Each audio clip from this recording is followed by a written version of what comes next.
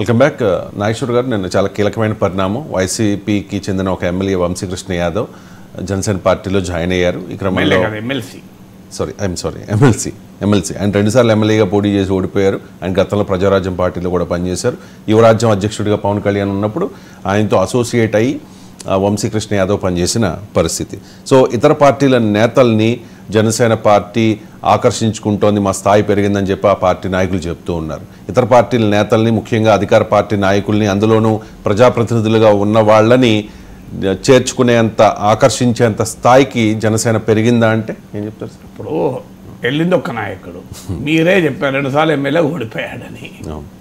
So ఆయన MLA కాదు, MLC. ఒక్క నాయకుడు ఒక ఎమ్మెల్సీ పోతే కీలక పరిణామం అంటే నేను ఏం చేయాలి సార్? సో దానికి ఆన్సర్ ఉంటుందా? మీరే చెప్పండి. అంటే ఉదాహరణకు ఓ ఛానల్ ఉంటుంది, ఓ ఛానల్ నుంచి ఒక కెమెరామెన్ వెళ్ళిపోతాడు, ఛానల్ కూలిపోయింది, కెమెరామెన్ వెళ్ళిపోయాడు, ఛానల్ పని అంతే అంటారు సార్ ఎవరైనా? ఆయన ఛానల్ సీఈఓనా? పోనీ ఛానల్లో ఒక వెరీ పాపులర్ ఫేసా, యాంకరా? ఇప్పుడు ఛానల్ నుంచి ఒక కెమెరామెన్ వెళ్ళిపోతే ఆ మేరకు ఒక కెమెరా డిపార్ట్మెంట్ కొని తీసుకుంటారు. సో అందువల్ల ఒక నాయకుడు, అది కూడా ఎన్నికల సమయంలో అటు నుంచి ఇటు, ఇటు నుంచి ఇటు పోవడం. ఇప్పుడు ఎన్నికల సమయంలో కాంగ్రెస్ పార్టీ గెలిచిందా, బీఆర్ఎస్ గెలిచిందా? నాగన్ జనార్దన్ రెడ్డి మరో మాజీ మంత్రి గెలిచిందా? చేరారు కదా చాలా మంది. ఏమైంది? బీజేపీ గెలిచిందా?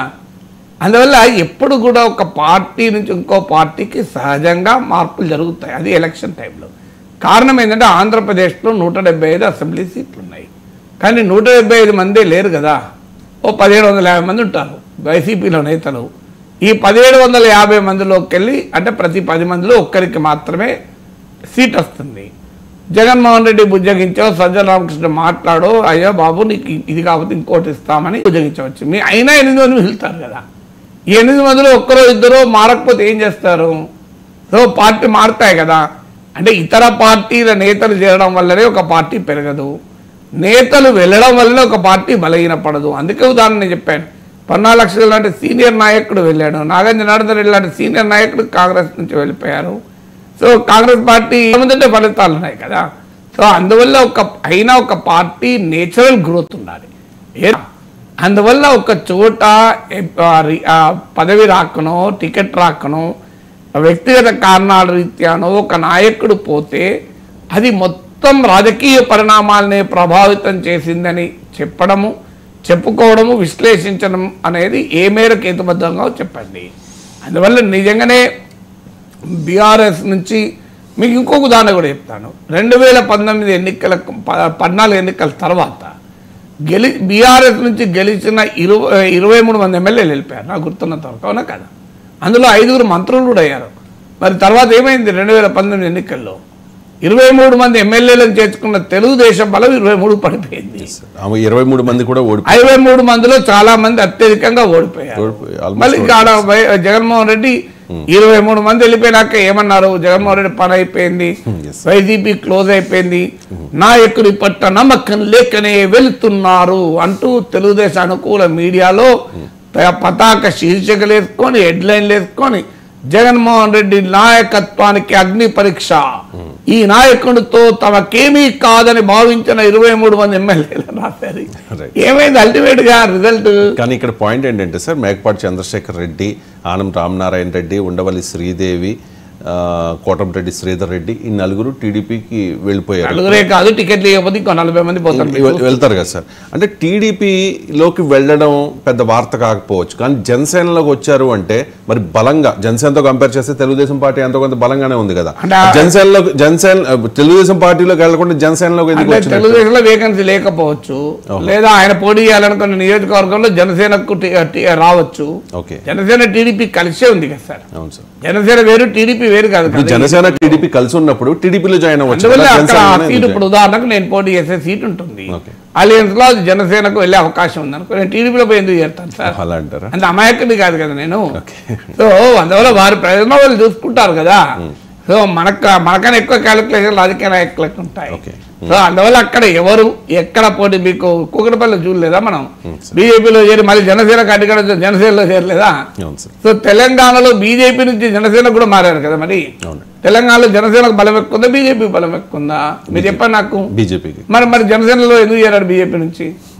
తెలంగాణలో బీజేపీ నుంచి జనసేన ఒక చేరినప్పుడు జనసేన కేటాయించిన సీటు కాబట్టి అంతే. మిత్రపక్షం అందువల్ల ఒక నియోజకవర్గంలో లేదా రెండో మూడో నియోజకవర్గాల్లో జరిగే పరిణామాలను బట్టి రాష్ట్ర రాజకీయాలను విశ్లేషించకూడదు.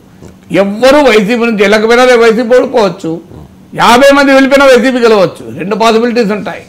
సో అందువల్ల ఎవరు వెళ్ళకపోతే మళ్ళీ గెలుస్తారని, ఎవరైనా వెళితే ఓడుతారని కంక్లూజన్ రాగలమా? తెలంగాణలో చూడండి, బీఆర్ఎస్లో చేరారు ఇతర పార్టీల నుంచి, కాంగ్రెస్లో చేరారు ఇతర పార్టీ నుంచి, బీజేపీలో చేరారు ఇతర పార్టీ నుంచి, ఈవెన్ బీఎస్పీలో కూడా చేరారు. మీకు బీఎస్పీలో చేరలేదు, వేరే పార్టీలో టికెట్ రాకపోతే. మరి మీకు పటాన్చేరులో జరిగింది బీఎస్పీ అభ్యర్థి టికెట్ రాకపోతే చేరిన వ్యక్తి కదా, మరి బీఎస్పీ గెలిచిందా? సో ఈవెన్ బీఎస్పీలో కూడా ఇతర పార్టీలో టికెట్ రాని చేరారు. మీరు ఆంధ్రప్రదేశ్లో కూడా చూడండి, బీఎస్పీలో కూడా చేరుతారు. రాజకీయ నాయకులు టికెట్లు కావాలి సార్. ఇప్పుడు అవకాశం ఉంటే డిలక్స్ హైటెక్లు ఎక్కుతారు, దొరకకపోతే డిలక్స్ ఎక్కుతారు, దొరకకపోతే ఎక్స్ప్రెస్ ఎక్కుతారు, దొరకకపోతే లేకపోతే లిఫ్ట్ తీసుకొని పోతారు. సో బండి మీద ఎవరన్నా అడవైపు పోతుంటే లిఫ్ట్ అడుక్కొని కూడా పోతారు. అయ్యో నువ్వు హైటెక్లో పోతావు అని అనుకున్నావు కదా, మరి పోవాలి కదా. హైటెక్ దొరకలే ఏం చేస్తారు? లిఫ్ట్ మీద పోతారు, ఏ దొరకడం కూడా పోతారు పాదయాత్ర వేసుకుంటూ. ఇది ప్రతిపక్షాలు చెప్తూ ఉన్నాయి సార్, అధికార పార్టీలో ఒక సంక్షోభం నడుస్తోంది, అంతర్గత కుమ్ములాటలు నడుస్తున్నాయి, అసంతృప్తి గళాలు పెరుగుతున్నాయి అని చెప్పి. దాన్ని అధికార వైసీపీ నాయకులు చాలా అంటే ఇప్పుడు జరుగుతున్న పరిస్థితిని సమర్థించుకుంటూ ఉన్నారు సార్. తమకు అనుకూలంగా మారుతుంది అనే సంకేతానికి ఇదంతా జరుగుతోంది అనేది వాళ్ళు చెప్తోంది. పార్టీలో టికెట్స్ కోసం డిమాండ్ ఉంది కాబట్టే మేము గెలవబోతూ ఉన్నాం. అది లేనిదే పార్టీకి తెలుగుదేశం టికెట్ల డిమాండ్ లేదా? ఖాళీగా ఉన్నాయాడా? ఖాళీ ఉంటే రవిశంకర్ వెళ్ళి ఒక సీట్లో పోటీ చేయొచ్చు. జనసేనలో ఖాళీ ఉన్నాయా? ఉంటే రవిశంకర్ పోటీ ఆయన నుంచి అనొచ్చు. మరి మీరు టికెట్లు ఖాళీ ఉంటే చెప్పండి. చాలా మంది ఉన్నారు, మా కెమెరామెన్ ఉన్నాడు, చాలా మంది ఉన్నారు పోటీ చేసడానికి. టీడీపీలో పోటీ ఉంది టికెట్లకు, జనసేనలు ఉంది, అన్ని పార్టీల్లో టికెట్లకు పోటీ ఉంటుంది. ఎందుకంటే ఆంధ్రలో ఉన్నాయి 175 సీట్లు. నేను ఇంతకు చెప్పినట్టు 1750 మందికి ఎమ్మెల్యే కావాలని ఉంది. అందువల్ల ఎన్ని పార్టీలు ఉంటే అన్ని పార్టీలకు డిమాండ్ ఉంటాయి. మీరు ఆంధ్రప్రదేశ్లో బీజేపీకి 100 కన్నా తక్కువ ఓట్లు వచ్చాయి. రేపు బీజేపీ టికెట్లు మొదలు పెట్టండి, 175 కన్నా ఎక్కువ మంది అప్లై చేస్తారో లేదో చూడండి. సో కాంగ్రెస్కు 1% కూడా ఓటు రాలే.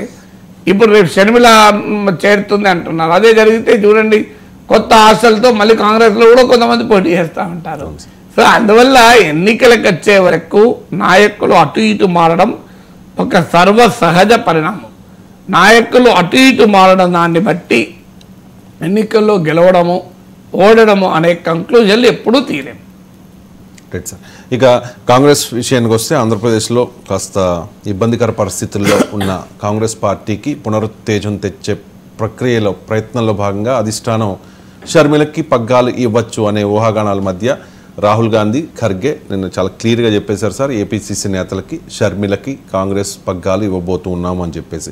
సో షర్మిల రాకతో కాంగ్రెస్ ఎంతవరకు పూర్వ వైభవాన్ని సాధించగలుగుతుంది? అంటే షర్మిల కాంగ్రెస్ అధ్యక్ష బాధ్యత ఇస్తారా లేదా ఆల్ ఇండియా జనరల్ సెక్రటరీగా పెట్టి ఆంధ్రప్రదేశ్ ఇన్ఛార్జ్గా పెడతారో తెలియదు. ఇంకా అంటే ప్రధాన వార్త పత్రికల్లో వచ్చింది ఏంటంటే సార్, ఏపీ చెప్తున్నాను కదా, పత్రికలో ఏం ప్రకటన కాదు, అది స్పెక్యులేటివ్ వార్తే తప్ప.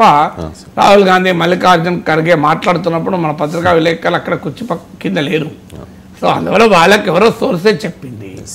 ఆంధ్రప్రదేశ్ పార్టీ అధ్యక్షురాలైనా కావచ్చు, లేదా ఆల్ ఇండియా జనరల్ సెక్రటరీ అయి ఇన్ఛార్జ్గా ఆంధ్రప్రదేశ్ ఉండవచ్చు. అయితే ఏదున్నా ఆంధ్రప్రదేశ్ రాజకీయాల్లో ఆమె సేవల్ని వినియోగించుకోవాలని కాంగ్రెస్ అధిష్టానం కోరిక.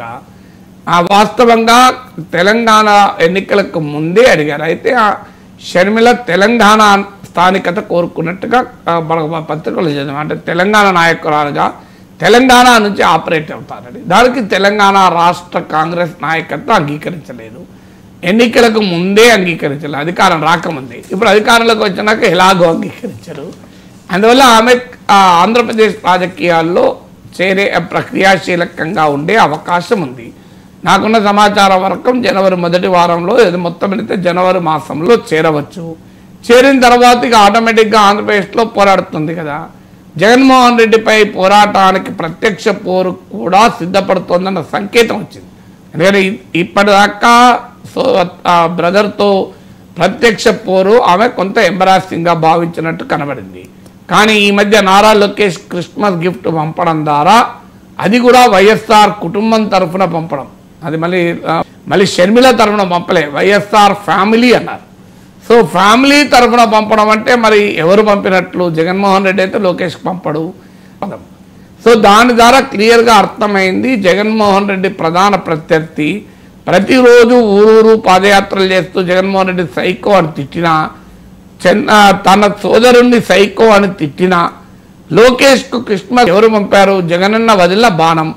అంటే జగనన్న వదిలిన బాణం జగన్కే తాకుతోంది అనేది క్లియర్గా అర్థమవుతుంది కదా. సో అందువల్ల షర్మిల జగన్మోహన్ రెడ్డి వ్యతిరేక రాజకీయ శిబిరంలో ఉండబోతుంది. అప్పుడు ఏం జరుగుతుంది అంటే, కాంగ్రెస్ విడిగా పోటీ చేస్తుందా, తెలుగుదేశంతో కలిసి పోటీ చేస్తుందా అనే క్వశ్చన్ ముందుకు వస్తుంది. అది బీజేపీ ఎటువైపు ఉంటుందన్న దానిపైన ఆధారపడి ఉంటుంది. ఎందుకంటే చంద్రబాబు నాయుడు కాంగ్రెస్ కన్నా బీజేపీని కోరుకుంటాడు. కేంద్ర ప్రభుత్వ అండదండలు ఉండాలి కనుక బీజేపీ ఇంకా తేల్చుకోలేదు కనుక ఇది కూడా తేలదు. ఇకపోతే వైసీపీ అసంతృప్త నేతలకు, వైఎస్ఆర్ కాంగ్రెస్ పార్టీలో టికెట్లు రాని వారికి కాంగ్రెస్ పార్టీ మాత్రం ఒక గొప్ప అవకాశంగా కనబడుతుంది. ఎందుకంటే ఒక ప్లాట్ఫామ్ రెడీగా ఉంది, తమకు తెలిసిన ప్లాట్ఫామ్, గతంలో తాము ఆడ పనిచేశాము. కాంగ్రెస్ పార్టీ అంటే హోమ్ కమింగే కదా వైసీపీ నేతలకు. 99% ఆఫ్ ద వైసీపీ నేతలు గతంలో కాంగ్రెస్ నేతలే.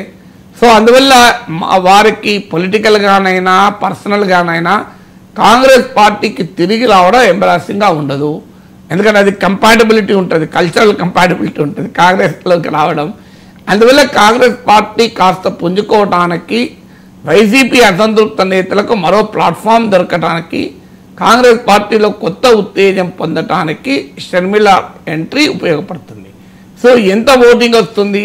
ఇవాళ పత్రికల్లో కూడా వచ్చింది, రాహుల్ గాంధీ అన్నాడంటే కనీసం 15% ఓటింగ్ మనం టార్గెట్ చేయాలని. అందువల్ల లోక్సభ ఎన్నికలకు ఇంకా ఎక్కువ టార్గెట్ చేస్తారు. ఎందుకంటే జాతీయ రాజకీయ పార్టీలకు అసెంబ్లీ ఎన్నికలతో పోలిస్తే లోక్సభ ఎన్నికల్లో పరిస్థితి కాస్తంత మెరుగ్గా ఉంటుంది. అందువల్ల కాంగ్రెస్ పార్టీ టీడీపీతో కలిసైనా విడిగానైనా కొంత పార్లమెంట్ ఎన్నికలపైన ఎక్కువ కేంద్రీకరించవచ్చు. బట్ ఈ ఎన్నికల అసెంబ్లీ ఎన్నికల్లో కాస్తంత రివైవ్ అయితే నెక్స్ట్ అసెంబ్లీ ఎన్నికల వరకు ఉపయోగపడుతుందని, తెలంగాణ కర్ణాటకల 2 పొరుగు రాష్ట్రాల్లో సాధించిన విజయం కాంగ్రెస్ కొత్త ఆశలు నింపింది. ఇప్పుడు పొలిటికల్లీ చాలా కీలకమైన పాయింట్ ఏంటంటే, కాంగ్రెస్ ఓటింగ్ పెరుగుతుందా, పెరిగితే అది వైసీపీకి నష్టమా, లేదు ప్రతిపక్ష శిబిరంలో ఉంటారు గనక ప్రభుత్వ వ్యతిరేక ఓటే చీలుతుందా, టీడీపీతో గనక కలిస్తే రాజన్న బిడ్డను తెలుగుదేశం పార్టీతో పొత్తుంటే ప్రజలు అంగీకరిస్తారా? ఎందుకంటే రాజన్న బిడ్డ కదా, రాజన్న రాజ్యం తెస్తానని రాజశేఖర రెడ్డి కుటుంబ సభ్యురాలు తెలుగుదేశం తరఫున పోటీ చేస్తే సో అది ఎంత మేరకు యాక్సెప్టబిలిటీ ఉంటుంది, ఎంత మేరకు జగన్మోహన్ రెడ్డి ఫాలోయింగ్ తీసేస్తుంది అనేది క్వశ్చన్ మార్కే. ఇప్పుడు ఎన్టీ రామారావు బిడ్డ అయినటువంటి పురంధేశ్వరి టీడీపీని వదిలి కాంగ్రెస్లో చేరి కాంగ్రెస్లో కేంద్ర మంత్రి అయ్యి ఇప్పుడు బీజేపీలో ఉన్నారు. కానీ ఎన్టీ రామారావు అభిమానులంతా చంద్రబాబు నాయుడు వదిలి పురంధేశ్వరి వెనకాల పోలే కదా. సో అందువల్ల ఈ ఫ్యాక్టర్స్ అన్నీ కూడా ఉంటాయి. అయితే అక్కడ ఏమో ఎన్టీ రామారావు బిడ్డ ఎన్టీఆర్ వ్యతిరేకించిన కాంగ్రెస్లో చేరింది, ఇక్కడ రాజన్న బిడ్డ రాజశేఖర రెడ్డి పనిచేసిన కాంగ్రెస్లో చేరుతోంది.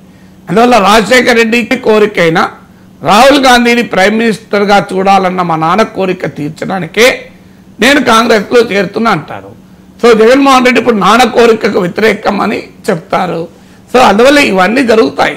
అయితే కాంగ్రెస్ విడిగా పోటీ చేసి ఓటింగ్ తెచ్చుకుంటే ఎలా, వైసీపీకి ఎంత నష్టం, టీడీపీతో కలిసి పోటీ చేస్తే ఎంత నష్టం, ఇవన్నీ టు బి వాచ్డ్.